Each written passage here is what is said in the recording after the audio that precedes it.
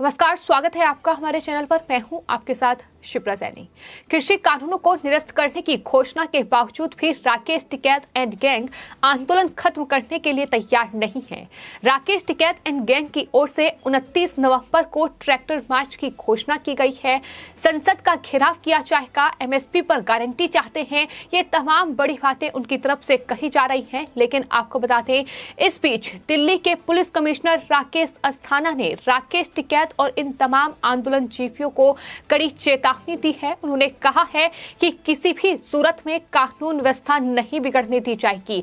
तो एक बार फिर से संसद का घेराव की तैयारी है। ट्रैक्टर के जरिए ये संसद का घेराव आंदोलनजीवी करना चाहते हैं। लेकिन साफ तौर पर राकेश अस्थाना की ओर से ये कहा गया है, लोकतंत्र में विरोध करने की अनुमति हर किसी को है, इस पर कोई आपत्ति नहीं है। लेकिन अगर कानून व्यवस्था बिगाड़ी जाएगी तो उसका माकूल जवाब मिलेगा।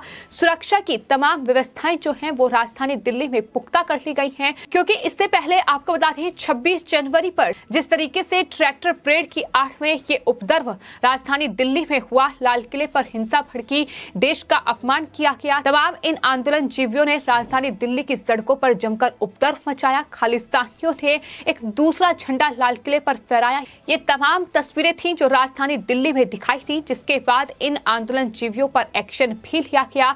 लेकिन अब एक बार फिर से जो संसद का घेराव करने की तैयारी की जा रही है, उसको लेकर आपको बता दें, साफ तौर पर दिल्ली के नए पुलिस कमिश्नर राकेश अस्थाना ने इन तमाम आंदोलनजीवियों को कड़ी हिदायत दे दी है कि अगर ट्रैक्टर मार्च निकालने का ये ऐलान किया गया है और इसकी आड़ में दिल्ली की कानून व्यवस्था को बिगाड़ा जाएगा तो इन तमाम उपद्रवियों से दिल्ली पुलिस सख्ती से निपटती नजर आएगी। तो दिल्ली पुलिस कमिश्नर राकेश अस्थाना ने मीडिया से बातचीत करते हुए ये कहा है कि हम कानून और व्यवस्था बनाए रखने के लिए लगातार प्रतिबद्ध हैं। एक समझौता है किसानों के साथ, हम इस पर काम करेंगे, लेकिन किसी भी स्थिति में कानून व्यवस्था को खराब नहीं होने दिया जाएगा।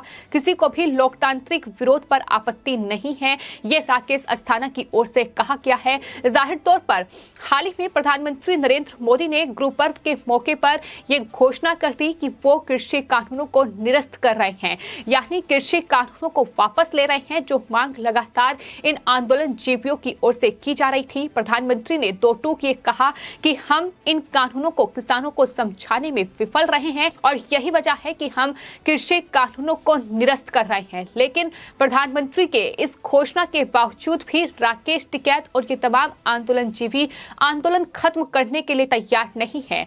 जो आंदोलनजीवी राकेश टिकैत और गुरनाम सिंह चुन्नी जैसे नेता लगातार ये कह रहे थे कि दरअसल कृषि कानूनों को अगर सरकार वापस ले ले, अगर इन्हें निरस्त कर दिया जाए तो हम ये आंदोलन खत्म कर देंगे। लेकिन अब जब सरकार की ओर से ये फैसला ले लिया गया है तो बावजूद इसके आंदोलन खत्म नहीं किया जा रहा है, बजाय इसके लखनऊ में रैली निकाली जा रही है, जो कि पूरी तरीके से फ्लॉप साबित हुई।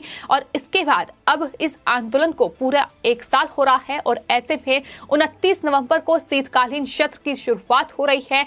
अब संसद का घेराव करने की तैयारी इन ट्रैक्टर के जरिए राकेश टिकैत और इन तमाम आंदोलन जीवियों की ओर से की गई है। राकेश टिकैत की ओर से ये कहा गया है कि 60 ट्रैक्टर राष्ट्रीय राजधानी दिल्ली में संसद भवन तक पहुंचेंगे और उन्होंने ये भी कहा कि 1000 किसान जो है वो संसद जाएंगे। यानी मांगे मान ली गई हैं, लेकिन बावजूद इसके राकेश टिकैत आखिर ये आंदोलन जारी रखना क्यों चाहते हैं? आखिर अब एमएसपी की गारंटी, 700 किसानों की जो मौत हुई उनके लिए न्याय और इसके अलावा जो मुकदमे 26 जनवरी की हिंसा में किसानों पर दर्ज किए गए उन्हें वापस लिया जाए, ये तमाम मांगे रखकर अब राकेश टिकैत इस आंदोलन को जारी रखना चाहते हैं। लेकिन किस तरीके की सियासी रोटियां राकेश टिकैत इस आंदोलन की आड़ में सेक रहे हैं, ये भी किसी से छिपी नहीं है और माना जा रहा है कि अब आंदोलन की हकीकत यही है कि राकेश टिकैत अपनी सियासी रोटियां सेकने के लिए इस आंदोलन को जारी रखना चाहते हैं। लेकिन फिलहाल दिल्ली के पुलिस कमिश्नर राकेश अस्थाना की ओर से राकेश टिकैत को ये कड़ी चेतावनी दे दी गई है कि अगर 26 जनवरी की तरह राजधानी दिल्ली में उपद्रव मचाने की कोशिश की जाएगी, अगर हिंसा करने की कोशिश की जाएगी तो खामियाजा भुगतना होगा। ये साफ तौर पर उन्होंने प्रेस कॉन्फ्रेंस में बता दिया है। तो जिन मुकदमों को वापस लेने की मांग राकेश टिकैत की ओर से की जा रही है, उस पर भी दिल्ली के पुलिस कमिश्नर राकेश अस्थाना की ओर से जानकारी जानकारी दी गई है। उन्होंने कहा है कि जब वो कमिश्नर नहीं थे उससे पहले इस आंदोलन के मद्देनजर कुल 7 मामले दर्ज किए गए थे और कुछ बाद में मामले दर्ज किए गए थे, जिसमें उन्होंने ये कहा है कि किसानों का आंदोलन लंबे समय से चल रहा है। मेरे शामिल होने से पहले विशेष रूप से जब गणतंत्र दिवस के दिन यानी 26 जनवरी पर की जो घटना हुई उस पर 7 मामले दर्ज किए गए थे और बाद में भी कुछ मामले दर्ज किए गए हैं। तमाम मामलों में चार्जशीट जो है वो की गई है। साफ तौर पर उन्होंने जानकारी दी है कि आखिर किस तरीके से वो पूरी जांच पड़ताल कर रहे हैं। तमाम जो केस हैं वो फिलहाल उसमें चार्जशीट दायर हो चुकी है।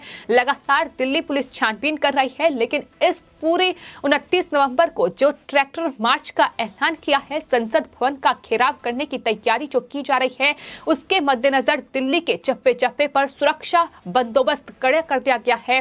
तमाम जो पुलिसकर्मी हैं उन्हें तैनात कर दिया गया है। संसद भवन के आसपास सुरक्षा कड़ी कर दी गई है। तो राकेश टिकैत के मंसूबों पर पानी फेरने की पूरी तैयारी दिल्ली पुलिस कमिश्नर राकेश अस्थाना के नेतृत्व में हो चुकी है। आपको बता दें, राकेश अस्थाना को हाल ही में गृह मंत्रालय की ओर से दिल्ली का नया पुलिस कमिश्नर नियुक्त किया गया था और उसके बाद से ही ये माना जा रहा था कि राकेश टिकैत एंड गैंग की ओर से जिस तरीके से राजधानी दिल्ली में लगातार इस आंदोलन की आड़ में उपद्रव मचाया जा रहा है, वहां आम जनता का जनजीवन अस्त व्यस्त हो रहा है।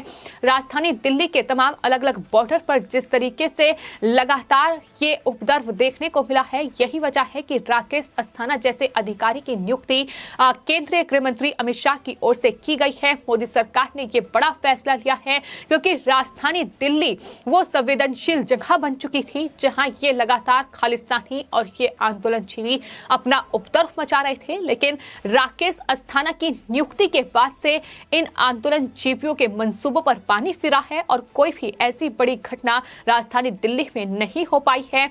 फिर भले ही जंतर मंतर पर घेराव करने की कोशिश की गई हो, वहां आंदोलन करने की कोशिश की गई हो, लेकिन वो भी नाकाम साबित हुई।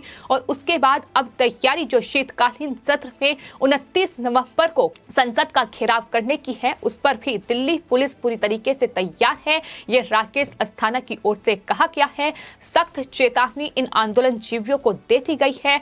और साथ ही आपको ये भी बता दें कि राकेश टिकैत जो लगातार ये मांग कर रहे थे कि कृषि कानून अगर वापस हो जाते हैं तो वो इस आंदोलन को खत्म कर देंगे, लेकिन अब वो ये कह रहे हैं कि दरअसल एमएसपी के मुद्दे पर सरकार पर दबाव बनाने के लिए अब वो इस तरीके से संसद का घेराव कर रहे हैं। साथ ही राकेश टिकैत की ओर से ये भी कहा गया है कि दूसरी कई मांगे हैं और इसके अलावा फसलों के एमएसपी की वैधानिक गारंटी के लिए दबाव बनाने के लिए ये ट्रैक्टर मार्च जो है वो राजधानी दिल्ली में किया जा रहा है। तो 60 ट्रैक्टर जो है वो राजधानी दिल्ली में जाएंगे, ये राकेश टिकैत कह रहे हैं। लेकिन दिल्ली पुलिस कमिश्नर राकेश अस्थाना की सख्त चेतावनी है कि अगर कानून व्यवस्था को बिगाड़ा गया तो खामियाजा भुगतना पड़ेगा। कानून व्यवस्था बिगड़ने नहीं दी जाएगी किसी भी हालत में। यानी ये राकेश टिकैत सोचकर ना चले कि वो सरकार को बदनाम करने के लिए या प्रधानमंत्री नरेंद्र मोदी की छवि को खराब करने के लिए इस तरीके से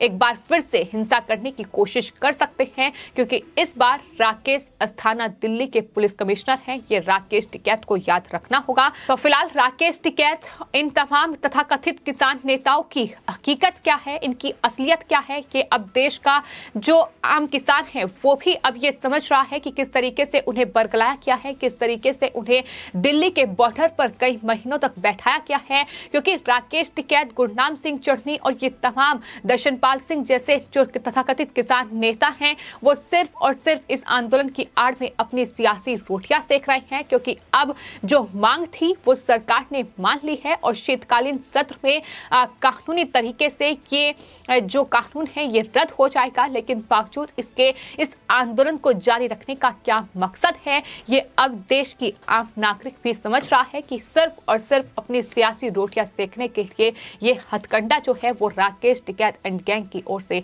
अपनाया गया है। फिलहाल आपकी इस पूरे मामले पर क्या राय है, हमें कमेंट बॉक्स में जरूर लिखें और चैनल को सब्सक्राइब करें। धन्यवाद।